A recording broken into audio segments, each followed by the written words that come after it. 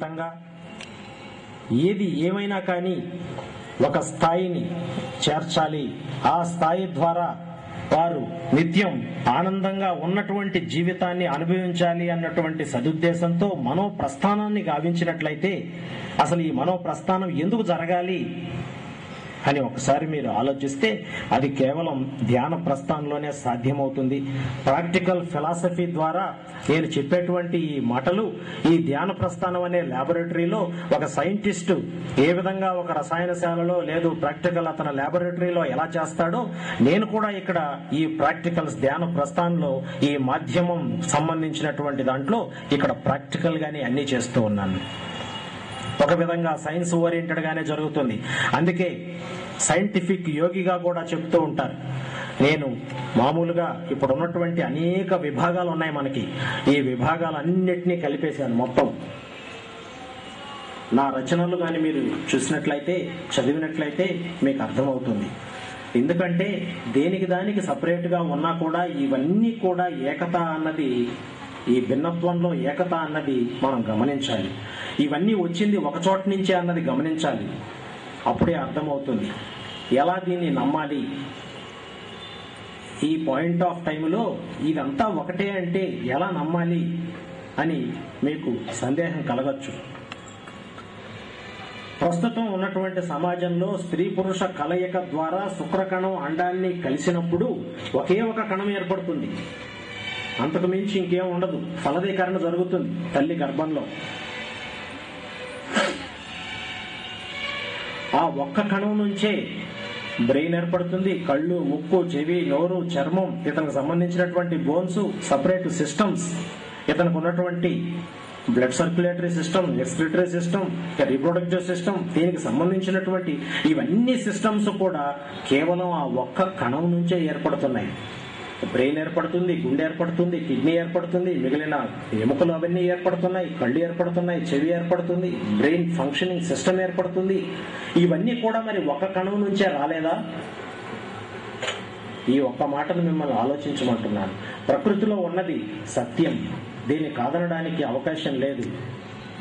నిజము వాస్తవం కాదు, సత్యం అని చెప్తున్నాను. ఈ ఒక్క కణం నుంచే సర్వత్రా మనిషికి సంబంధించినటువంటి అన్ని సిస్టమ్స్, అనబాలిజం, కెటబాలిజానికి సంబంధించినటువంటి సిస్టమ్స్ అన్ని కూడా ఒక్క కణం నుంచి ఏర్పడినప్పుడు, అందుకే వీటికి ఏకత ఒక్క కణం నుంచే వచ్చింది, భిన్నత అక్కడి నుంచే స్టార్ట్ అయింది. మరి ఆ కారణం చేతనే ఉన్నటువంటి ఈ సిస్టమ్స్ అన్నింటినీ కూడా నేను కలిపేస్తూ ఏకత వైపు ప్రయాణం చేయించడానికి ఈ ఆసన, ప్రాణాయామ, ధ్యాన విధానాన్ని ధ్యాన ప్రస్థానంలో మనోప్రస్థానం గావిస్తూ అది నేర్చుకుంటారనేటువంటి ఉద్దేశంతోనే సర్వత్రా మళ్ళీ వాళ్ళ జీవితాలని బాగు చేసుకుని, జీవితంలో మార్పు తెచ్చుకొని, సర్వత్రా సుఖ సంతోషాలతో ఉన్న జీవితకాలం, ఆ జీవన ప్రామాణిక కాలాన్ని అత్యున్నతంగా భావిస్తూ చాలా సంతోషంగా ఆనందంగా గడపగలరని చెప్పి ఈ విధానాన్ని చేయటం జరిగింది.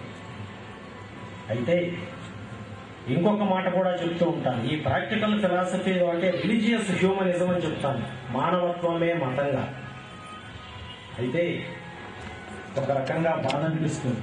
నేటి సమాజంలో మానవత్వం గురించి మాట్లాడితే చాలా బాధపడాల్సిన పరిస్థితి ఏర్పడుతుంది.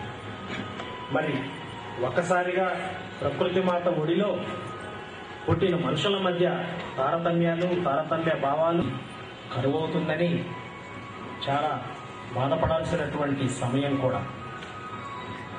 అయితే ఆది నుంచి మనం చూసినట్లయితే జంతువులకి మృగత్వ లక్షణాలు ఉంటాయి, అది సహజం.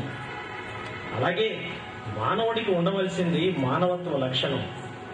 అయితే అది రీప్లేస్ అయిపోయి మృగత్వ లక్షణాలు ఇక్కడ చొప్పించబడి మానవుణ్ణి అధోగతి పాలు చేస్తూ ఎక్కడికో పంపించేస్తూ ఉంటే చూస్తూ ఎలా ఊరుకోవాలో మరి బాధపడకుండా మీరు కూడా ఒకసారి ఆలోచించండి. మచ్చుకైనా మానవత్వం కనిపించకపోతే సమాజంలో మరి మానవ జాతికి అది మహాపరాధం కాదా? మిమ్మల్ని కూడా ప్రశ్నిస్తూ ఉన్నాను. మచ్చుకైన మానవత్వం మనిషిలో, సమాజంలో కనిపించకపోతే మానవ జాతి మహాపవిత్రత ఎన్నో జన్మల తర్వాత వస్తుంది, అత్యున్నతమైనటువంటిది. ఈ మానవ జాతి ఇంకా దేనికి సరికాదు అని చెప్పినటువంటి ఈ జాతిలో మానవత్వం అన్నది నశిస్తున్నప్పుడు, మానవత్వానికి సరైనటువంటి స్థానం లేనప్పుడు మరి ఎలా ఉత్తమ జన్మ అవుతుంది, ఎలా మరి ఉన్నతమైనటువంటి స్థానం దీనికి లభిస్తుంది? మనం ఏ విధంగా అర్థం చేసుకోవాలి? మానవత్వమే కరువైనటువంటి వేళ మానవ జాతికి మహాపరాధం కాదా ఇది? ఒక్కసారి మీరు కూడా మనస్ఫూర్తిగా ఆలోచించడానికి ప్రయత్నించండి. అయితే ఇక్కడ మనం ఆలోచించాల్సిన విషయం ఇంకొకటి ఉంది. ఎంత మేరకు భౌతిక జీవితం అని అనుకుంటున్నాం, ఏదైతే సమాజంలో మనం జీవిస్తూ ఉన్నామో, నిత్య కర్మలు చేసుకుంటూ ఏదో ఒక సంపాదిస్తూ అష్ట కష్టాలు పడుతూ ఏదో పుట్టాం, ఏదో పెరిగాం, ఏదో చనిపోయాం అనేటువంటి తత్వంతో బ్రతుకు బండిని లాగించేస్తూ ఉన్నాం. అయితే తెలుసుకోవాల్సిన అవసరం లేదా?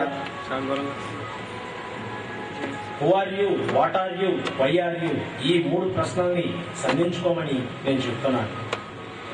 అసలు నేను ఎవరిని, ఎక్కడి నుంచి వచ్చాను, ఎందుకు వచ్చాను, ఇక్కడ ఉన్నటువంటి సెటప్ ఏంటి, నా కార్యక్రమాలు ఏంటి, ఇక్కడ దీని తర్వాత ఏంటి? ఈ ప్రశ్నలు ప్రతి ఒక్కళ్ళు సంధించుకున్నప్పుడు కాస్త కొంతైనా జ్ఞానోదయం కలగడానికి, that is the point of realisation where you can lead the many things. So చాలా వాటికి అర్థాలు తెలుస్తాయి, చాలా వాటికి భావాలు తెలుస్తాయి. ఈ జన్మ వచ్చినందుకు సార్థకత ఏమిటా తెలుస్తుంది, మోక్షం అంటే తెలుస్తుంది, పాపం అంటే తెలుస్తుంది, పుణ్యం అంటే తెలుస్తుంది. రకరకాలైనటువంటి వాటికి నిర్వచనాలు, అర్థాలు, భావాలు, హావభావాలు అన్నీ కూడా అర్థం కావడానికి అవకాశం ఏర్పడుతుంది. అయితే ఇది తెలియనంత వరకు సర్వసాధారణంగా మరి ఎంతమంది, ఇన్ని కోట్ల మంది ప్రపంచంలో ఉన్నారు, వీరందరూ మరి తెలుసుకుని ఇవన్నీ చేస్తున్నారా అంటే అందరికీ తెలుసుకునే అవకాశం రావాలి కదండి. ఇప్పుడు వచ్చిన వారు తెలుసుకుంటున్నారు. ఈలోపే కాలం ఎక్కడా కూడా ఆగదు, కాలం ఆగే అవకాశం లేదు. తన కాల నిర్ణయం ప్రకారం జరిగిపోతూనే ఉంటుంది. అయితే దానితో పాటు మనం పరిగెత్తాలి, మన గోల్ని రీచ్ అవ్వాలి. మరి అందుకనే ఈ ధ్యాన ప్రస్థాన మార్గం ద్వారా ఆసన, ప్రాణాయామ, ఈ ధ్యానం, వీటి ద్వారా సర్వశాంతి లభిస్తుందని, అదేవిధంగా మనిషిలో మార్పు వస్తుందని ముఖ్యంగా దీన్ని ప్రవేశపెట్టడం జరిగింది. అయితే ఇందులో అన్ని మంచే జరుగుతుంది కానీ ఎక్కడా కూడా చెడు జరగడానికి అవకాశం లేదు. ఉదాహరణకి ఈ ఆసనాలు దీంట్లో ఎందుకు పెట్టవలసి వచ్చింది? అయితే శరీరానికి ఈ అనబాలిజం, కెటబాలిజం, ఈ టోటల్గా ఈ మెటబాలిజం జరిగేటప్పుడు ప్రతి ఒక్కటి కూడా కణాలు వాటి పని అవి చేస్తూ ఉన్నప్పుడు కొంత స్తబ్దత చేకూరడం అన్నది జరుగుతూ ఉంటుంది. ఈ బ్లడ్ సర్క్యులేషన్ అన్నది దాదాపుగా ఫలదీకరణ జరిగిన 16వ రోజు నుంచే స్టార్ట్ అయినటువంటి ఈ గుండె చప్పుడు తుది శ్వాస వరకు కూడా అలాగే ఉంటూ ఉంటుంది. సో ఈ బ్లడ్ సర్క్యులేషన్ లో, జీవిత కాల గమనంలో అనేక మార్పులు జరుగుతూ అక్కడక్కడ ఆగిపోవడం అన్నది, సరైనటువంటి ఫ్లో లేకపోవడం అన్నది, ఈ సర్క్యులేటరీ విధానం కరెక్ట్ గా లేనప్పుడు అది నొప్పి రూపంలో, పెయిన్ రూపంలో మనల్ని బాధించడం జరుగుతూ ఉంటుంది. ఒక యాంగిల్లో ఆలోచించినట్లయితే ఏదైనా ఒక కార్యక్రమం మనం చేసేటప్పుడు దాన్ని ముందు చాలా చక్కబెట్టుకొని చాలా పవిత్రతగా ఆ కార్యక్రమాన్ని మనం చేస్తూ ఉంటాం. అలాగే ఈ కార్యక్రమాన్ని మనం చేసేటప్పుడు ఆసనం ఎందుకు చేయాల్సి వచ్చింది అంటే, ఒకటి బ్లడ్ సర్క్యులేటరీ విధానం బాగా జరగడానికి. ఉదాహరణకి మనం విమానయానం చేయాలి అని అనుకున్నప్పుడు ముందుగానే దానికి ఒక పైలట్ కావాలి, వాహనం కావాలి, ఇంధనం కావాలి, రన్వే కావాలి. ఇవన్నీ ఉంటే దానికి టెక్నాలజీ కావాలి. ఇవన్నీ ఉన్నప్పుడే విమానయానం పూర్తవుతుంది. అయితే ఇక్కడ మనం గుర్తుపెట్టుకోవాల్సింది, రన్వే నుంచి విమానం గాల్లోకి ఎగిరి మళ్లీ రన్వే మీదనే దిగాల్సినటువంటి పరిస్థితి ఉంది. అలా వెళ్ళిపోవడానికి అవకాశం లేదు. ఇక్కడ కూడా ఈ ధ్యానంలో, ఈ ప్రస్థానంలో మనం మళ్లీ తిరిగి భౌతిక జీవితంగా రావాల్సినటువంటి పరిస్థితి మనం గమనించాలి. అందుకే ఈ ఎగ్జాంపుల్స్ కూడా ఎందుకు ఇలా ఇస్తున్నానంటే ప్రాక్టికల్ గానే ఉండాలి. ఏదో చెప్పేసి అది అలా అర్థం కానిది అని కాదు, ఉండాలి. ప్రాక్టికల్ గా మన కంటికి కనిపించాలి. మనం దాన్ని అనుభవించాలి, అర్థం చేసుకోవాలి, అవగాహన పెంచుకోవాలి. తద్వారా మనం ఒక నిర్ణయానికి రావాలి. అప్పుడు సఫలీకృతం అవుతుంది. అయితే ఈ ఆసనం ద్వారా ఒక రకంగా శరీరం ఈ ప్రస్థానం గావించేటప్పుడు సూత్రప్రాయంగా మలచబడుతుంది. బాగా పర్ఫెక్ట్ గా ఉండే విధంగా ఇది ఎప్పుడైతే మలచబడుతుందో అప్పుడు ఈ ఆసనం ద్వారా యాక్టివిటీ బాగా పనిచేయటం, లోపల సిస్టమ్స్ యొక్క మెటబాలిజం బాగా పనిచేయటం అన్నది ఇది మనం బాగా గ్రహించవచ్చు. మొదటి రోజు చేయడానికి కష్టంగానే ఉండొచ్చు. అలా 2-3 రోజులు చేసిన తర్వాత కాస్త ఇబ్బంది తగ్గచ్చు. అలా నిత్యం సాధన చేస్తూ ఉంటే అది నిత్య జీవన విధానంలో ఒక భాగంగా మారిపోయినట్లయితే చాలా ఇబ్బంది లేకుండా చాలా ప్రశాంతతగా అది చేస్తేనే మిగిలిన జీవితం అంతా అనేటువంటి పరిస్థితికి రాక మానదు. సాధన ముఖ్యం. ఈ సాధన ద్వారా దేన్నైనా సాధించవచ్చు అని చెప్పి మీకు చెప్తూ ఉన్నాను. ఇక రెండవది ప్రాణాయామం. ఇప్పుడు ఉన్నటువంటి పరిస్థితుల్లో మీకు తెలియంది కాదు, ప్రతి ఒక్కటి కాలుష్యం, నీటి కాలుష్యం, వాతావరణ కాలుష్యం, ఉన్నటువంటి గాలి కాలుష్యం, ఇవన్నీ కాలుష్యమైనటువంటి పరిస్థితుల్లో స్వచ్ఛమైనటువంటి దాదాపుగా ఈ ఆక్సిజన్ పీల్చుకోవటం అనేది కరువనే చెప్పచ్చు. ఎందుకంటే దాదాపుగా 6 గంటలకో 7 గంటలకో నిద్రలేసి తదుపరి ఈ జీవన విధాన కార్యక్రమాలను నిర్వహించేటప్పుడు అప్పటికే ఈ పొల్యూషన్ అన్నది, ఈ కాలుష్యం విపరీతమైనటువంటి స్థితిలో అల్లుకుపోతుంది. మరి స్వచ్ఛమైనటువంటి ఆక్సిజన్ మనం పీల్చుకునేటువంటి అవకాశం చాలా వరకు అరుదనే చెప్పచ్చు. సో అందుకనే బ్రహ్మ ముహూర్తం అంటూ ఉంటారు. దాదాపు 3 గంటల నుంచి 6 గంటల లోపు ఎప్పుడైనా ఇలాంటి కార్యక్రమాలు చేస్తున్నప్పుడు ఈ సైంటిఫిక్ గానే చెప్తున్నాను, ఈ ఏరోసాల్స్ అన్ని కూడా సెటిల్ డౌన్ అయిపోయి ప్రశాంతంగా ఉన్నటువంటి ఆ టైంలో ఈ ప్రాణాయామ చేసినట్లయితే పుష్కలంగా నిండుగా ఆక్సిజన్ కణాల్లోకి వెళ్లి రక్తంలోకి వెళ్లి బ్రెయిన్ కణాలకు చేరి చాలా పుష్కలంగా ప్రశాంతంగా ఎమోషనల్ బ్యాలెన్స్ గా ఉండే విధంగా చేయడానికి సహకరిస్తుంది. హీమో వృద్ధి అవుతుంది, న్యూరాన్లు వృద్ధి అవుతాయి, చాలా చలాకీగా ఉండడానికి బాగా పనిచేస్తుంది సిస్టమ్ అంతా కూడా. ఇక ఈ రెండు అయిన తర్వాత మూడవది కాన్సన్ట్రేషన్. ఇది ఎందుకు చేయాలి? ఎందుకంటే ఒక విధానం చేసేటప్పుడు స్టెప్ వైజ్ గా మనం వెళ్ళాలి. అంతేకాని షార్ట్ కట్ మెథడ్స్, మామూలుగా మనం ఈ ఆలయాల్లోకి వెళ్ళేటప్పుడు ఈ షార్ట్ కట్ మెథడ్స్ ఉంటూ ఉంటాయి. త్వరగా దర్శనం చేసుకొని త్వరగా వెళ్ళిపోవాలి అనేటువంటి విధానం ఇక్కడ అది కుదరదు. అన్ని ప్రతి ఒక్కటి పద్ధతి ప్రకారం జరగాల్సిందే. మామూలుగా విద్యాభ్యాసానికి ముందు అక్షరాభ్యాసం చేస్తారు. అలా అక్షరాభ్యాసం జరిగిన తర్వాత విద్య. అలానే కానీ అక్షరాభ్యాసం జరగకుండానే విద్యాభ్యాసం అంటే అది సంపూర్ణంగా ఉండదు, మధ్యలోనే ఆగిపోక కూడా తప్పదు. మరి ఈ నేపథ్యంలో కాన్సన్ట్రేషన్కు సంబంధించి అనేక రకాలైనటువంటి ఆలోచనలు రావటం సహజ సిద్ధంగా మనకు కనిపిస్తూనే ఉంటాయి. నిత్య జీవితంలో మనకు అనుభవపూర్వకంగా తెలుస్తూనే ఉంటాయి. మనం మామూలుగా చూస్తున్నప్పుడు పంచేంద్రియాలతో ఒక చిత్రమో లేదు ఒక శబ్దమో లేదు ఇంకొకటో వినబడటమో కనబడటమో జరిగితే కళ్ళు మూసుకుంటే ఎన్నెన్నో ఇవన్నీ కనిపించడం వినిపించడం ఇవన్నీ ఉన్నటువంటి పరిస్థితుల్లో ఎలా కాన్సన్ట్రేషన్ చేయాలి అనేటువంటిది పెద్ద ప్రశ్నగా మనకు మిగిలిపోతుంది. అయితే మీరు ఏదైతే ప్రాణాయామ చేస్తూ ఉంటారో దాని మీదనే కాస్త ధ్యాస అన్నది పెడితే ఈ కాన్సన్ట్రేషన్ అన్నది బాగా కుదురుతుంది. మొట్టమొదటిగా ఒక రూపం మీదనో లేదు ఏదేని ఒక చిత్రమో ఏదో ఒక దాని మీద ఏదో కాన్సన్ట్రేషన్ స్టార్ట్ చేస్తే ఎప్పుడైతే ఈ శ్వాస ప్రక్రియ జరుగుతూ ఉంటుందో బ్రెయిన్ కు పుష్కలంగా ఆక్సిజన్ అందుతూ ఉంటుందో దాదాపుగా వివిధ రకాలైనటువంటి ఆలోచనల ఉరవడిని తగ్గించడానికి బ్రెయిన్ ఫంక్షన్ తనంతట తానుగా చేసి ఆలోచనల్ని తగ్గుముఖం పట్టిస్తుంది. ఈ విధంగా ఆలోచనలు ఎప్పుడైతే తగ్గుతాయో కాన్సన్ట్రేషన్ అనేది నెమ్మదిగా కుదురుతుంది. దాన్నే మనం ధ్యాసగా చెప్పచ్చు. అయితే ఇంతవరకు బాగానే ఉంది. మరి ఈ ధ్యాస ధ్యానంగా మారాలి. మామూలుగా మనం చూస్తూ ఉంటాం ప్రకృతిని మనం చాలా బాగా గమనించినట్లయితే అనేక సత్యాలు బోధపడతాయి. అయితే ప్రతి ఒక్కరూ ప్రకృతిని చూడటంలో సఫలీకృతులు అవుతున్నారా అంటే దాదాపుగా లేదనే చెప్పాలి.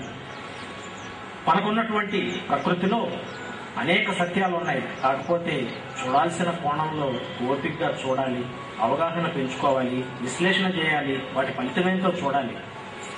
అయితే నేటి సమాజంలో మనిషి చెప్పే మాట ఒక్కటే, సమయం లేదు, టైం లేదు అని చెప్తూ ఉంటారు. అయితే నిజానికి మనకు ప్రకృతిలో చూసినట్లయితే గొంగళి పురుగు ఏ విధంగా సీతాకోక చిలుకగా మారుతుందో ఇక్కడ గాని మనం ఆలోచించినట్టయితే ఏ ఫ్యాక్టర్స్ పనిచేస్తున్నాయి అలా మారడానికి, ఏ ఫ్యాక్టర్స్ దాన్ని ఇన్ఫ్లుయెన్స్ చేస్తున్నాయి అలా మారడానికి అని ఒక్కసారి ఆలోచిస్తే ఈ ధ్యాన ప్రక్రియగా ఈ గొంగళి పురుగు నుంచి అందమైన సీతాకోక చిలుకగా మారాలి అంటే ఏం జరగాలి అంటే ఇక్కడ ఈ విధానం ద్వారాగాన మనం వెళ్ళగలిగితే ఈ ధ్యానంగా మారుతుంది. అది మెడిట్. అయితే మెడిటేషన్ కు ముందు ఇంకొక దశ కూడా కనిపిస్తుంది. దాన్నే మనం కాంటెంప్లేషన్ అని చెప్తూ ఉంటాం. కాన్సన్ట్రేషన్ తర్వాత కాంటెంప్లేషన్. ఈ కాంటెంప్లేషన్ లో ఒక ఆలోచన మాత్రమే, ఏదో ఒక ఆలోచన మీద మాత్రమే మనం మనస్సుని నిలపడం జరుగుతూ ఉంటుంది. ఇక్కడ మనస్సుని అని చెప్తూ ఉన్నాం. మనస్సు అంటే గతంలో చరిత్రలో మనకి అనేక గ్రంథాలు ఉన్నాయి, చాలా పుస్తకాలు ఉన్నాయి, రకరకాలైనటువంటి ఈ సమాచారం మనకుంది. ఇంతకీ మనస్సు అంటే కరెక్ట్ గా చెప్పిన వాళ్ళు అరుదు, ఎక్కడ మనకు కనిపించదు. మనస్సు అంటే మనస్సే చెప్తూ ఉంటారు. అయితే చాలా మంది పెద్దవారు, పీఠాధిపతులు, మఠాధిపతులు వీరందరూ చెప్తూ ఉన్నది మనస్సును కంట్రోల్లో పెట్టుకోవాలి, మనస్సును కంట్రోల్లో పెట్టుకుంటే సర్వం నీకు అర్థమైపోతుంది. బట్ దాన్ని ఎలా కంట్రోల్లో పెట్టుకోవాలో చెప్పరు, మనస్సు అంటే ఏమిటో చెప్పరు, ఎక్కడుంటుందో చెప్పరు, ఎలా వస్తుందో చెప్పరు, ఎలా ఎగ్జిక్యూట్ చేస్తుందో చెప్పరు, ఏది చెప్పరు. నీ మనస్సు నువ్వు కంట్రోల్లో పెట్టుకో. ఎలా పెట్టుకోవటం? ఇలాగే ఇంకొక మాట కూడా చెప్తూ ఉంటారు, నిన్ను నువ్వు తెలుసుకో. ఎలా తెలుసుకోవాలి చెప్పరు. ఇవన్నీ కూడా మనకు గ్రంథాల్లో ఉన్నవే, పెద్దవారు చెప్పినవే. నిన్ను నువ్వు తెలుసుకో. ఎలా తెలుసుకోవాలి చెప్పరు. అలాగే ఇక్కడ కూడా దీనికి సంబంధించినంత వరకు ఈ కాంటెంప్లేషన్ దశలో ఏదో ఒక ఆలోచన మీద మనస్సుని ఉంచి కొంత మేరకు అలా ప్రాక్టీస్ చేసినట్లయితే నెక్స్ట్ అది ధ్యాన స్థితిలోకి జారుకుంటుంది ఆ మనస్సే. అయితే ఇక్కడ మనస్సు అంటే మరి గతంలో ఎవరూ చెప్పలేదు కదా, మరి ఎలా అర్థం కావాలి? నేను రాసినటువంటి పుస్తకాల్లో, నా రచనల్లో చాలా క్లియర్గా ఇచ్చాను మనసు అంటే ఏమిటో.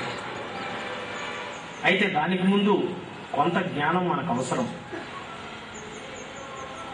ప్రకృతిలో పంచభూతాలు ఏవైతే ఉన్నాయో, గాలి, నీరు, అగ్ని, వాయువు, ఆకాశం, భూమి ఏవైతే ఉన్నాయో వీటి నుంచి ఏర్పడిందే, ప్రకృతి ద్వారా ఏర్పడిందే శరీరం. కాబట్టి ఈ శరీరానికి వాటి రిప్రజెంటేటివ్ గా, ప్రత్యేకంగా ఈ పంచేంద్రియాలు అన్నటువంటివి లేదా జ్ఞానేంద్రియాలు అన్నటువంటివి మనిషిలో ఉంటూ ఉంటాయి. అవే కన్ను, ముక్కు, చెవి, నోరు, చర్మం ఇవి. అయితే ఈ రెండిటికి ఈ కంపారిజన్ గా చేసినట్లయితే అక్కడేమో పంచభూతాలు, శరీరంలో ఏమో పంచేంద్రియాలు. నిరంతరం తల్లి గర్భం నుంచి బయటపడినటువంటి ఆ మరుక్షణం నుంచి కూడా ఈ పంచేంద్రియాలు పంచభూతాలతో నిత్యం ఇంటరాక్ట్ అవుతూనే ఉంటాయి. మీరు గమనించండి. బయటకు రాగానే బిడ్డ ఏడుస్తాడు, ముక్కు ద్వారా గాలి వెళ్లి ఊపిరితిత్తులు అలా బెలూన్ లాగా ఇవి తగ్గడం అన్నది ఈ ప్రాసెస్ స్టార్ట్ అవుతుంది. అయితే అప్పటి నుంచి తుది శ్వాస దాకా కూడా ఈ పంచేంద్రియాల ద్వారా శరీరంలో ఉన్నటువంటిది, ప్రకృతిలో ఉన్నటువంటి పంచభూతాల్లో ఉన్నటువంటి గాలిని తీసుకోవటం ద్వారా ఇతనికి జీవం అంటే బతికి ఉన్నాడు అని చెప్పడానికి అది మాత్రమే అవకాశాన్ని కల్పిస్తూ ఉంది. ఈ విధంగా పంచభూతాలు పంచేంద్రియాలతో ఇంటరాక్షన్ జరుగుతూ ఉన్నప్పుడు కన్ను ఓ చిత్రాన్ని చూస్తుంది, అలాగే చెవి ఓ శబ్దాన్ని వింటుంది, అలాగే ఓ మంచి వాసనని ముక్కు పీల్చడం గాని, అలాగే నోటి ద్వారా రుచిని చూడడం గాని, ఏదైనా స్పర్శ బాహ్యంగా చర్మానికి తగలడం గాని ఇలాంటివి జరిగినప్పుడు మొట్టమొదటగా ఇవి బ్రెయిన్ చేరడం అన్నది సైన్స్ చెప్తోంది.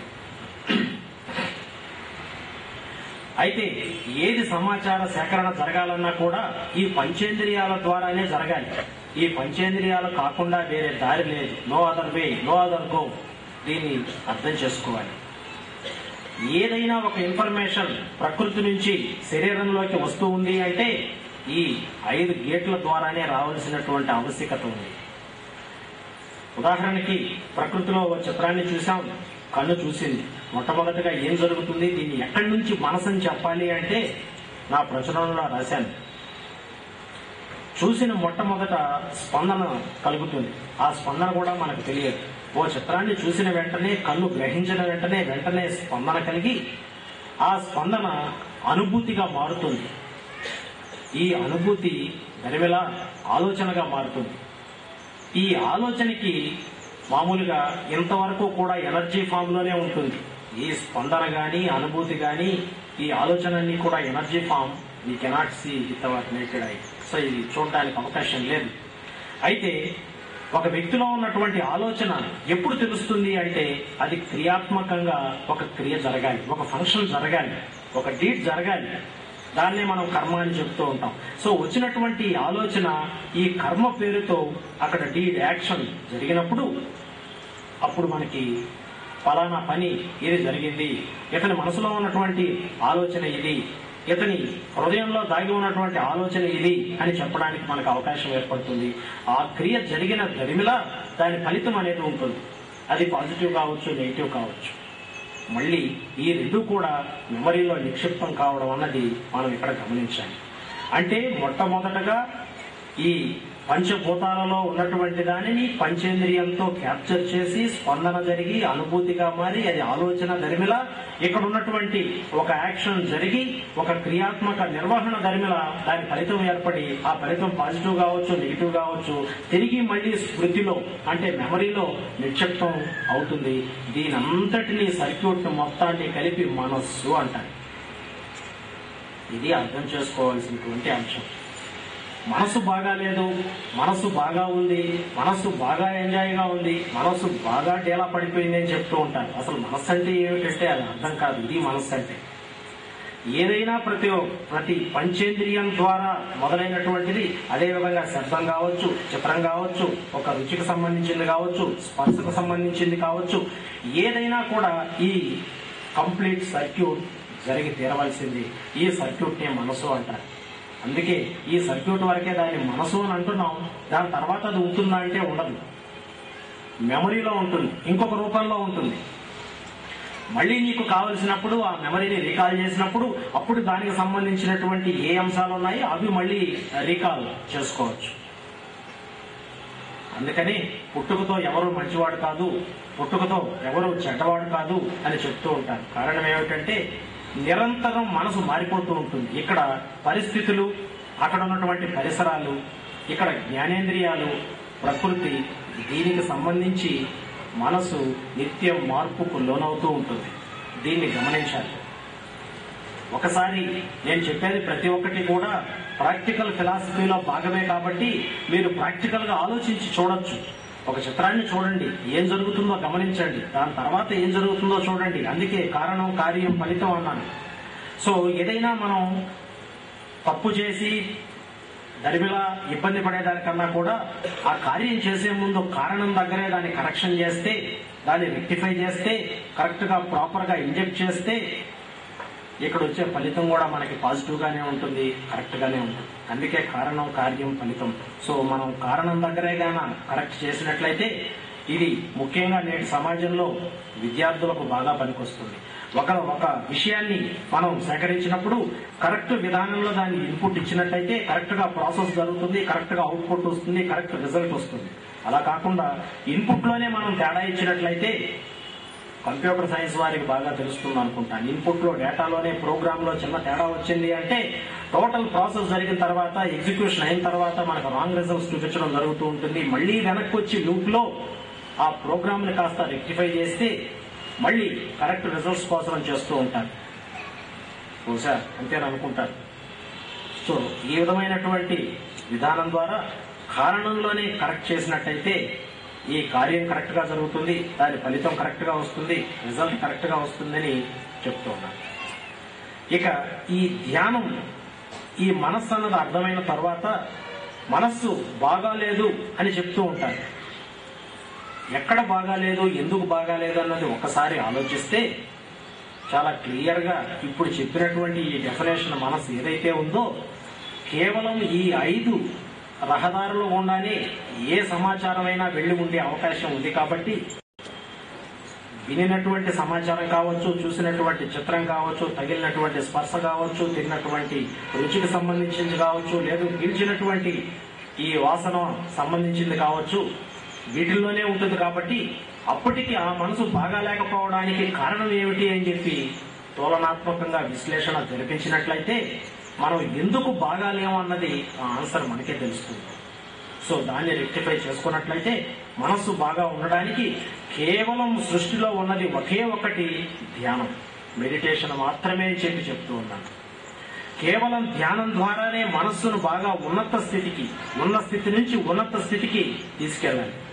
ఈ ఉన్నత స్థితికి తీసుకెళ్లేటువంటిది ఒక్క రోజులో పోదు కాబట్టి, ఒక్కసారిగా వెళ్ళదు కాబట్టి, అలాగా అది పైకి జంప్ చేయదు కాబట్టి అంచెలంచెలుగా దాన్ని చేయాల్సినటువంటి పరిస్థితి ఉంది. అందుకే దీన్ని ప్రస్థానం అని చెప్పడం జరిగింది. సో ప్రస్థానం అంటే అంచెలంచెలుగా ఎదగడం, అంటే ఉన్న స్థితి నుంచి బాగా ఉన్నత స్థితికి ఎదగడాన్నే మనం ప్రస్థానం అంటాం. అయితే ఈ ధ్యాన ప్రస్థానంలో ధ్యానాన్ని మనం స్టార్ట్ చేసినప్పుడు ఏదేదో ఆలోచనలు రకరకాలైనటువంటివి వస్తూ ఉన్నప్పుడు నెమ్మదిగా ఈ ఆసన ప్రాణాయామ చేస్తున్నటువంటి దశలోనే అవి చాలా వరకు పోవటం అన్నది ప్రాక్టికల్ గా మీరుగా గమనించవచ్చు అని కూడా నేను చెప్తూ ఉన్నాను. ఇవన్నీ కూడా ప్రాక్టికల్ గా చేసి చూపించినవే, చేస్తూ ఉన్నవే. చాలా మంది చేసిన వాళ్ళు, చేస్తున్న వాళ్ళు కూడా ఇప్పుడు ఇక్కడ ఉన్నారు కూడా. వారిని అడిగితే కూడా తెలుస్తుంది, నేనేదో ఊరికే చెప్పడం లేదు. మరి ఇలాంటి ధ్యాన ప్రస్థానంలో ఈ ధ్యానాన్ని ప్రస్థానంగా అందించినప్పుడు మనస్సు అంచెలంచెలుగా ఎదగడం ద్వారా ఇది అంతరాత్మ వరకు వెళ్ళడానికి సహకరించినట్లయితే ఈ ఇంట్యూషనల్ సెన్స్ ఏదైతే 6th సెన్స్ గా మనం చెప్పబడుతూ ఉంటామో, ఈ పంచేంద్రియాలతో పాటు ఇంకొక ఇంద్రియం 6వ ఇంద్రియం ఒకటి ఉంటుంది, అంతవరకు రాగలిగితే ఇక దాదాపుగా మన వాహనం ఫ్లై కావడానికి సిద్ధంగా ఉన్న విధంగా మనం భావించవచ్చు. అయితే ఈ స్పిరిచువల్ ఎనర్జెటిక్ మెడిటేషన్ ఏదైతే ఉందో, ఈ ఎనర్జీ మెడిటేషన్ చేసేటప్పుడు ఈ మనస్సే తదుపరి దశల్లో ఆత్మగా, దివ్యాత్మగా, విశ్వాత్మగా, పరమాత్మగా, విశ్వమాత స్థానం వరకు దాదాపుగా the nucleus of the completeness విశ్వమాత. అయితే ఇంత స్థానం వరకు కూడా వెళ్ళగలిగేటువంటి శక్తి కేవలం మానవుడికి మాత్రమే ఉంది. కేవలం మనిషి మాత్రమే చేయగలుగుతాడు. కేవలం భౌతిక జీవితాన్ని గడిపి ఆలోచనతో ఉన్నటువంటి మనిషికి మాత్రమే సాధ్యం. ఇదేదో ఒకరికి సాధ్యం కాదు, దానికనే ప్రత్యేకంగా పుట్టాలి, గత జన్మ కర్మ అంటూ కొంతమంది చెప్తూ ఉంటారు. గత జన్మ పుణ్యఫలం ఉండాలండి, లేకపోతే ఇప్పుడు ఈ సమాజంలో జీవించడం చాలా కష్టం, పూర్వజన్మ సుకృతం అని రకరకాలైనటువంటి ఈ భాష ఉపయోగిస్తూ ఉంటారు. ఒక రకంగా ఇప్పుడు మీరందరూ శ్రద్ధగా వింటున్నారు కాబట్టి ఈ ప్రశ్నను కూడా మీకు ఇస్తున్నాను, ఆలోచించండి. గత జన్మకు సంబంధించినటువంటి కర్మ ఏదైతే ఉన్నదో అదే ఇప్పుడు మనం అనుభవిస్తూ ఉన్నట్లయితే, బాగా వింటున్నారు అనుకుంటున్నాను, గత జన్మకు సంబంధించినటువంటి కర్మ వలనే ఇప్పుడు మనం జీవిస్తున్నటువంటి జన్మ వచ్చింది అని అనుకుంటే, కేవలం ఏదైతే మనం ఆ కర్మ చేశామో దానికి సంబంధించినటువంటి యాక్టివిటీస్ మాత్రమే జరగాలి, వేరే జరగడానికి అవకాశం లేదు. ఇది బాగా క్లారిటీగా ఆలోచించండి. గత జన్మ కర్మ వల్లనే ఈ జన్మ వచ్చింది అంటే, అప్పుడు చేసినటువంటి యాక్షన్స్ వల్లనే ఇప్పుడు నేను ఈ బాధలు గాని, సుఖాలు గాని, కష్టాలు గాని, ఏదైతే సంతోషం గాని అనుభవిస్తున్నానో అనుకుంటే, ఇప్పుడు ఒక రకంగా బానిస బతికి అవుతుంది. వర్తమానంలో జరుగుతున్నటువంటిది గత జన్మ ఫలం అంటే వర్తమానం బానిస బతికి అవుతుంది. మరి కొత్తగా నువ్వు ఏమీ చేయడానికి లేదు. కొత్తగా ఫ్రీ వీల్ ఎక్కడి నుంచి వస్తుందో ఒకసారి ఆలోచించండి. మరి గత జన్మ కర్మశల, ఈ కర్మకు సంబంధించినటువంటి ఆ శేష ఫలమే ఇదని అనుకుంటే, మరి ఈ రోజు టెక్నాలజీ ఈ విధంగా వచ్చేదా? ఒకసారి ఆలోచించండి.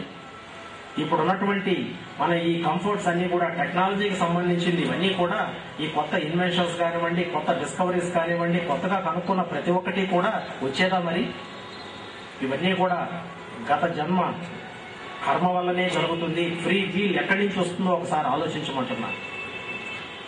మరి ఈ కాన్సెప్ట్ అర్థమైన తర్వాత మీకు అర్థమవుతుంది అయితే ఇది ఏ జన్మకు సంబంధించింది. ఒకవేళ గత జన్మకు సంబంధించినటువంటి కర్మ దేని ద్వారా వచ్చింది, అప్పుడు కూడా సపోజ్ ఒక ఉదాహరణకి శరీరం ఉంది, అక్కడ కూడా ప్రాణం ఉంది, ఆ శరీరం పంచభూతాలతో కలిసిపోయింది, ప్రాణం అది ఎటో పోయింది, ఇక ఆత్మ సూక్ష్మ రూపంలో ఎటో ప్రకృతిలో చేరిపోయింది అని అనుకుంటే మళ్ళీ తిరిగి రావడానికి గల కారణం ఏమిటి అంటే అక్కడ ఆ కారణం ఉంటేనే కదా ఇక్కడ ఈ కార్యం జరగడానికి మళ్ళీ గల కారణం ఏమిటి అన్నది ఒక్కసారి మీరు ఆలోచించాలి. అయితే ఒకసారి వదిలిన తర్వాత రెండోసారి మాత్రమే ఇంకొక శరీరాన్ని చేరుతుందని, ఇది అగ్నిలో కాలదని, నీటిలో తడవదని రకరకాలుగా మనం పుస్తకాల్లో చదివాం. అయితే అలా ఉన్నప్పుడు ఉదాహరణకి 17వ శతాబ్దంలోనో 18వ శతాబ్దంలోనో కొన్నే ఉన్నాయి. మరి ఈరోజు నేటి జనాభా పాపులేషన్ చూసినట్లయితే అన్నీ ఉండాలి. 17వ శతాబ్దంలో ఎంత ఉందో 18వ శతాబ్దంలో ఎంత ఉందో 21వ శతాబ్దంలో కూడా అంతే ఉండాలి. మరి ఇంత జనాభా ఇంత పాపులేషన్ ఎక్కడి నుంచి వచ్చినట్టు ఒకసారి మీరు ఆలోచించండి. ఈ కొత్త ఆత్మలు ఎక్కడి నుంచి వచ్చాయి? Is there any factory in the universe that is producing this ఆత్మాస్? ఉన్నాయేమో ఒకసారి ఆలోచించండి. ఎక్కడి నుంచి వస్తుంది కొత్తది? అంటే గత జన్మ కర్మ నిర్వర్తించడానికే ఈ జన్మ అని అనుకుంటే ఇక ఫ్రీవీలకు అవకాశం లేనప్పుడు మళ్ళీ కూడా ఇప్పటి కర్మలు చేయడానికి నెక్స్ట్ జన్మకు అవకాశం ఎక్కడ ఉంది? గత జన్మ చేసిన దానికే ఇది ఉంటే ఇంకొక జన్మ ఎక్కడి నుంచి అవకాశం ఉందో ఆలోచించండి. ఈ కాన్సెప్ట్ ఎంతవరకు కరెక్టో ప్రాక్టికల్ ఫిలాసఫీలో భాగంగా నేను మిమ్మల్ని ప్రశ్నిస్తూ ఉన్నాను. దీన్ని ఆలోచించండి. అంటే ఉన్నదాన్ని నేను విమర్శించడం లేదు అలా అని చెప్పి మీ మనోభావాలని ఇంకొక రకంగా నేను చెప్పడం ఫ్యాక్ట్, ఉన్న వాస్తవం, ఉన్న సత్యం, దాన్ని గ్రహించమంటున్నాను. ఎంతవరకు సాధ్యం ప్రశ్నించమంటున్నాను. అయితే ప్రశ్నిస్తే తప్పంటే కుదరదు. ప్రశ్నించండి, ప్రశ్నకు సమాధానం దొరకాలి, లాజికల్ ఆన్సర్ దొరకాలి. ఆ లాజికల్ గా మనకు ఆన్సర్ దొరికినప్పుడే దాని కరెక్ట్ అని మనం చెప్తాం. ఇప్పుడు సైన్స్ ల్యాబొరేటరీలో ప్రయోగశాలలో జరుగుతూ ఉంటుంది.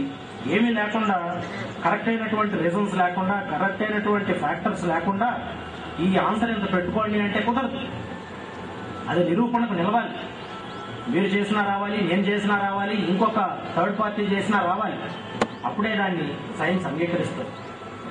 ఇక్కడ కూడా నేనేదో ఈవేళ చెప్పేసి ఈ ధ్యాన స్థితిలో ఈ విధంగా వెళితే ఇంతటి దూరం వరకు వెళ్ళొచ్చు అని చెప్పి మీరు చేస్తే రాకపోతే దానికి మరి పవిత్రత ఎక్కడి నుంచి వస్తుందో ఒకసారి ఆలోచించండి. నేను చేసినా రావాలి, మీరు చేసినా రావాలి. ఈ అనుభూతి ఏది జరిగినా ఈ ప్రస్థాన మార్గంలో ఎవ్వరు చేసినా వస్తుందని చెప్పి ప్రత్యక్షంగా నిరూపణ చేస్తూ ఉన్నాను ఈ ధ్యాన ప్రస్థానం అనే ప్రయోగశాలలో. అయితే ఇలాంటి పరిస్థితుల్లో సమాజంలో కేవలం భౌతిక జీవితాన్ని మాత్రం గడిపేస్తూ ఇందులోనే దాగి ఉన్నటువంటి ఆధ్యాత్మికతను గుర్తించకుండా, తెలియకుండా జన్మించడం, తెలియకుండా చనిపోవటం, తెలిసి తెలియకుండా మధ్యలో ఉన్నటువంటి జీవితాన్ని గడుపుతున్నటువంటి సగటు మనిషి సమాజంలో తెలుసుకోవాల్సినటువంటి అవసరం, ఆవశ్యకత ఉంది. ఎందుకంటే భౌతిక జీవితం మాత్రమే గడిపేసి వెళ్ళిపోదాం అని అనుకుంటే దాదాపుగా ఈ జన్మ సార్థకత లేనట్టే చెప్పచ్చు. అసలు ఎందుకు వచ్చామో తెలియదు, ఎందుకు ఏదో గడుపుతున్నామో తెలియదు, అన్ని కష్టాలే, మొత్తం కష్టాలే అనుభవిస్తున్నాను, అసలు ఈ జన్మ ఎందుకు వచ్చిందని ఈ సగటు మనిషి జీవితంలో ఎప్పుడో ఒకప్పుడు అనుకోక తప్పదు. ఎంత కోటేశ్వరుడైనా కష్టం వచ్చినప్పుడు అరే నాకెందుకు వచ్చింది ఈ కష్టం అని చెప్పి సర్వసాధారణంగా అనుకుంటూనే ఉంటాను.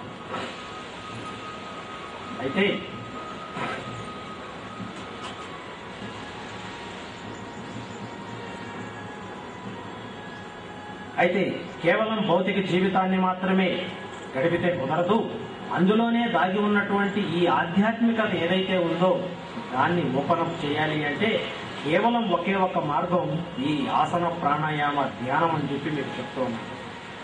అయితే ఒక్కసారి ఈ రూట్ లో వెళ్లి దాన్ని కరెక్ట్ చేసినట్లయితే, దాన్ని ఓపెన్ అప్ చేసినట్లయితే, ఒకసారి ఆ ఫైల్ ఓపెన్ అయిందంటే దాని ఇన్ఫ్లుయెన్స్ కంప్లీట్ గా భౌతిక జీవితం మీద ఉంటుంది.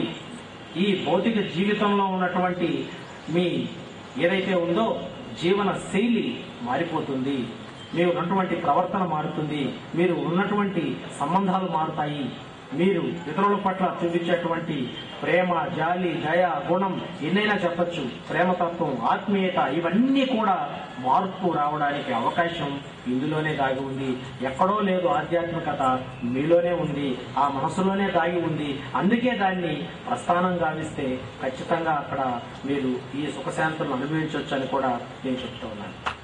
అయితే ప్రకృతిలో అన్ని ప్రస్థానం వైపే జరుగుతూ ఉంటాయన్నది కూడా మీరు గమనించాలి. ప్రతి ఒక్కటి సూక్ష్మ స్థితి నుంచి స్థూల స్థితికి ప్రయాణం చేస్తూ ఉంటాయి.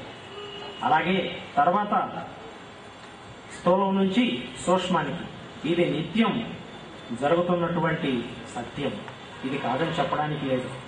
ప్రతినిత్యం దాదాపు 1980 ఆ ప్రాంతంలోనే ఇంకా కొన్ని సంవత్సరాల ముందు చెప్పడం జరిగింది.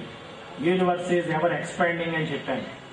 మరి ఆ వేళ శాస్త్రవేత్తలు యూనివర్స్ ఎలా ఎక్స్పాండ్ అవుతుంది, అక్కడ ఒకసారిగా ఇది ఉంది కదా అని రకరకాలుగా చెప్పడం జరిగింది. ఈ మధ్య కాలంలో గాన మీరు చూసినట్లయితే 5-6 సంవత్సరాల క్రితమే నాసాకు సంబంధించినటువంటి శాస్త్రవేత్తలు చెప్పడం జరిగింది, యూనివర్స్ ఈజ్ ఎవర్ ఎక్స్పాండింగ్. ప్రతిరోజు మార్పు జరుగుతూనే ఉంది, నిత్యం మార్పుకు శ్రీకారం చుట్టబడుతూనే ఉంది. ఒక సాధారణ యోగిగా, సాధారణ సైంటిఫిక్ యోగిగా ఇదే మానవ జన్మలోనే మీలో ఒక్కడిగానే దీన్ని సాధించడం జరిగింది, చెప్పడం జరిగింది. అంత విశ్వంలో ఏం జరుగుతుందో కూడా చెప్పడం జరుగుతూ ఉంది. ప్రతి నిత్యం ఎక్కడ ఏం జరుగుతుందో కూడా మరి నేను ఎలా చెప్పగలుగుతున్నాను, ఏ స్థాయిలో ఉంటే మరి చెప్పగలనో కూడా అర్థం చేసుకోమని చెప్తున్నాను. నేను ఏం చెప్తుందో అని కాదు, ఎలా చెప్తున్నాను, ఎలా చేస్తున్నాను, దీనికి ఎలా జరుగుతుంది ఈ ప్రక్రియ ఒక్కసారి మిమ్మల్ని మీరు ప్రశ్నించుకుంటే రకరకాలైనటువంటి ఈ ఆలోచనలు, వాటి విశ్లేషణ, దరిమిలా వస్తున్నటువంటి ఫలితం మీకు అర్థాన్ని ఇస్తుంది. ఇక్కడ కాన్సెప్ట్ కూడా కొంచెం తెలుసుకోవాల్సినటువంటి అవసరం ఉంది. భూ ఉపరితలం మీద మానవ జీవితం సమాజాలుగా, గ్రూపులుగా, సంఘాలుగా, రకరకాలుగా భూ ఉపరితలం మీదనే మనం ఉంటూ ఉన్నాం.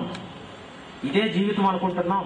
మనకు సంబంధించిన ఈ ఊరో, గ్రామమో, పట్టణమో అక్కడ వరకేనా అనుకుంటున్నాం. జీవితం అలాగే గడిపేస్తూ ఉన్నాం. పూర్తి జ్ఞానం సంపాదించకుండానే అదే ఊరు, అంతే అనుకుంటాం. మనం ఎక్కడున్నామో కూడా ఆలోచించాల్సిన పరిస్థితి అతనికి జీవిత కాలంలో రాదు. నేను ఎక్కడున్నాను, అనంత విశ్వంలో నా స్థానం ఏమిటి, నేను ఎందుకు వచ్చాను అసలు, ఇవన్నీ కూడా కొంచెం ఆలోచించాల్సినటువంటి అవసరం ఉంది. దీనికి సంబంధించినటువంటి కాన్సెప్ట్ గా తీసుకున్నట్లయితే విశ్వం మొత్తం ఈ విశ్వశక్తి చేతనత్వంతో ఉంటుంది. విశ్వశక్తి చేతనం, ఆ విశ్వశక్తి చేతనత్వంతోనే ఎంబాడీడ్ ఎనర్జీగా కేవలం ఆ విశ్వశక్తే పదార్థంగా మారుతుందే తప్పనిస్తే పదార్థంగా సృష్టికర్త గాని, పదార్థానికి సపరేట్ గా ఉన్నటువంటి సృష్టింపబడడం గాని జరగడం అన్నది అసాధ్యం. కేవలం ఆ విశ్వశక్తి తనకు తానుగా ఎంబాడీడ్ ఎనర్జీగా వస్తుందన్నమాట సత్యం. ఈ యూనివర్సల్ ఎనర్జీలే యూనివర్సల్ మ్యాటర్ గా మారుతుందే కానీ దానికి సపరేట్ గా ఏ సృష్టికర్త కూడా లేడని చెప్పి మీకు చెప్తూ ఉన్నాను. మా ప్రచురణలో కూడా అన్ని రాశాను, మీరు చదివితే మీకు అర్థమవుతుంది, జ్ఞానోదయం అవుతుంది. అదే ఉన్న స్థితి నుంచి ఉన్నత స్థితిగా ఆ న్యూరాన్స్ ఎలివేట్ అవుతాయి. అందుకే చెప్తూ ఉంటాను, whenever you come to స్ఫూర్తి, the స్ఫూర్తి ఎలివేట్స్ ద న్యూరాన్స్ అని చెప్పి. ఎందుకంటే ఒకసారి ఒక స్థాయిని పెంచితే నీకే అర్థమవుతుంది ఎక్కడ ఏమున్నదో. ఉదాహరణకి ఇక్కడ మధ్యలో కూర్చున్నారు, కొంతవరకే కనిపిస్తుంది. ఈ మేడ లాంటిది ఎక్కారు, ఇంకొంత కనిపిస్తుంది. విమానయానం చేశారు, చాలా వరకు కనిపిస్తుంది. రాకెట్ లో చాలా వరకే వెళ్ళారు, పై వరకు చాలా మొత్తం భూమి గుండ్రంగా మొత్తాన్ని మనకు దర్శించే అవకాశం కనిపిస్తుంది. అందుకే ఉన్నత స్థానానికి వెళ్లే కొద్దీ అనేక విషయాలు గోచరిస్తాయి, అనేక విషయాలు మనకు తెలుస్తాయి. ఆ నేపథ్యంలోనే ఇక్కడ చెప్పడం జరుగుతుంది. ఈ విశ్వ శక్తి ఏదైతే విశ్వ పదార్థంగా మారిందో దరిమిలా కొంత కాలం తర్వాత అక్కడ పరిస్థితులు, అక్కడ పరిసరాలు, అక్కడ ఉన్నటువంటి వాటి ప్రభావం మేరకు అది దాదాపుగా నక్షత్ర మండలాలుగా మారడం జరిగింది. ఈ నక్షత్ర మండలాలుగా మారేటువంటి దశలో దీనికి ప్రధానమైనటువంటిది ఈ బ్రహ్మ పదార్థం ఏదైతే ఉన్నదో ఇక్కడి నుంచి వచ్చినటువంటిదే, యూనివర్సల్ ఎనర్జీ నుంచి వచ్చినటువంటిదే ఈ బ్రహ్మ పదార్థమే ఇలా నక్షత్ర మండలాలుగా మారటం, తర్వాత గ్రహ మండలాలుగా మారటం, అందులో గ్రహాలు ఏర్పడడం. ఈ గ్రహాలు ఇవన్నీ కూడా ఎవరో ఉండి ఎక్కడో ఉండి సృష్టి అంటే మాత్రం ఇది అలా అవగాహన రాహిత్యం అనే చెప్పాలి. తనకు తానుగా జరుగుతున్నది, నిత్యం మార్పుకు లోనవుతున్నది. ఇక్కడ విశ్వశక్తి ఏమో చేతనత్వంతో కూడుకుంటే ఈ పదార్థమేమో చలనానికి సంబంధించినటువంటిది. అందుకే పదార్థం నిత్యం మారుతూనే ఉంటుంది, నిలకడగా ఉండడానికి అవకాశం లేదు. శక్తి నిత్యం చేతనత్వంగానే ఉంటుంది. ఇక్కడ పదార్థం దాని నుంచి వచ్చింది, నిత్యం మార్పుకు లోనవుతూనే ఉంటుంది. అలా మారుతూ ఈ నక్షత్ర మండలాల నుంచి దాదాపుగా గ్రహ మండలాలుగా ఏర్పడి దాని తర్వాత ఇది మామూలుగా గ్రహం కాకుండా మామూలుగా గోళం అని చెప్తూ ఉంటాం. సో ఇక్కడ భూగోళం, గోళానికి గ్రహానికి తేడా ఉంది. గోళంలో లైఫ్ ఉండడానికి అవకాశం ఉంది, గ్రహంలో లైఫ్ ఉండడానికి అవకాశం లేదు. అయితే అక్కడ ఉన్నటువంటి ఈ శీతోష్ణ ఉష్ణ ఈ స్థితుల ప్రకారం వాటి బేస్ దగ్గర అనుకూల వాతావరణాలు అననుకూల వాతావరణాల మధ్య అక్కడ దాదాపుగా జీవికి ఆవిర్భావం జరగటం. సో ఆ జీవి ఆవిర్భావం తర్వాత ఏకకణ జీవి నుంచి, అయితే ఇక్కడ మీరు అర్థం చేసుకోవాల్సింది ఒకటి ఉంది. ఏకకణ జీవిని ముందు చెప్తున్నాం. ఆ ఏకకణ జీవి ఏర్పడడానికి కూడా పూర్వస్థితి అనేది ఒకటి ఉంటుంది అని గమనించాలి. మరి ఆ పూర్వస్థితికి కారణం ఏంటి, ఆ పూర్వస్థితి ఇలా రావడానికి గల దాని ఇన్ఫ్లుయెన్స్ ఏమిటి, దాని ఫ్యాక్టర్స్ ఏమిటి అన్నది నెమ్మదిగా ఈ ప్రస్థానం చేసేటప్పుడు ధ్యానంలో ఉన్నప్పుడు ఈ రహస్యాలన్నీ కూడా ఛేదించవచ్చునని చెప్తూ ఉన్నాను. అయితే ఒక్కదాని నుంచే వస్తుంది, ఏకక నుంచే వస్తుంది భిన్నత. ఈ విధంగా ఏకకణం దగ్గర నుంచి అనేక జీవజాతులు ఏర్పడుతూ ఈ జీవజాతులు మొత్తం రకరకాలుగా విభిన్నత్వాన్ని కలిగి రకరకాలైనటువంటి ప్రదేశాలకి అలా వెళ్ళిపోతూ అందులో ఒకటిగా వచ్చిందే మానవ జాతి. మొన్నటిదాకా అన్నారు వానరుల నుంచి మానవుడు అని, ఇప్పుడు చెప్తున్నారు ఆదిమ మానవుడు అని. అయితే రకరకాల మార్పులు చోటు చేసుకుంటూనే ఉంటాయి. ఎందుకంటే పదార్థానికి సంబంధించింది కాబట్టి, పదార్థం చలన ధర్మాన్ని కలిగి ఉంటుంది కాబట్టి, నిత్య మార్పుకు లోనవుతుంటూ ఉంటుంది కాబట్టి ఈ మార్పులు తప్పనిసరి తథ్యం. అందుకే ఈరోజు మనం గింజ నాటాం, మొలకొస్తుంది, చిన్న వృక్షం మహావృక్షం అవుతుంది. అయితే మార్పు ప్రతి నిత్యం మనం గమనించాలి. మన శరీరం పుట్టినప్పుడు ఎంత ఉన్నాం, ఇప్పుడు ఎంత ఉన్నాం, రేపటికి ఎలా ఉంటాం, నిత్యం మార్పుకు లోనవుతూనే ఉంటుంది. ఈ సత్యాన్ని కూడా మీరు గమనించాలి. ఇలా భూమి మీద విభిన్న జాతుల మధ్య మానవ జాతి మిగిలిన వాటితో పోల్చుకుంటే దీనికి ఆలోచన విధానం అని ఒకటి మనకు కనిపిస్తూ ఉంది. సో ఈ ఆలోచన ద్వారానే దీనికి సంబంధించినటువంటి మనస్సు, ఇక్కడ ఈ మనస్సుని ఇక్కడ ప్రస్థానం దిశగా ఏది తీసుకున్నా మీకు సృష్టిలో ప్రస్థానమే కనిపిస్తుంది. అందుకని చెప్పి మనిషిలో ఉన్నటువంటి ఈ మనస్సు విశ్వానికి సంబంధించినటువంటి సూక్ష్మాతి సూక్ష్మమైనటువంటి శక్తి ఇందులో మానవ జన్మలో జీవాత్మగా దాగి ఉంటుంది. ఆ జీవాత్మని మనం కల్చర్ చేసినట్లయితే, ధ్యాన మనో ప్రస్థానం ద్వారా వాటిని ఇన్ఫ్లుయెన్స్ చేసినట్లయితే అదే ఆత్మగా, దివ్యాత్మగా, విశ్వాత్మగా, పరమాత్మగా చివరికి విశ్వమాత దాకా వెళ్లి మళ్లీ తిరిగి రావచ్చునని చెప్పి మీకు చెప్తూ ఉన్నాను. ఇది కూడా ప్రస్థాన దిశగానే సాగాలి.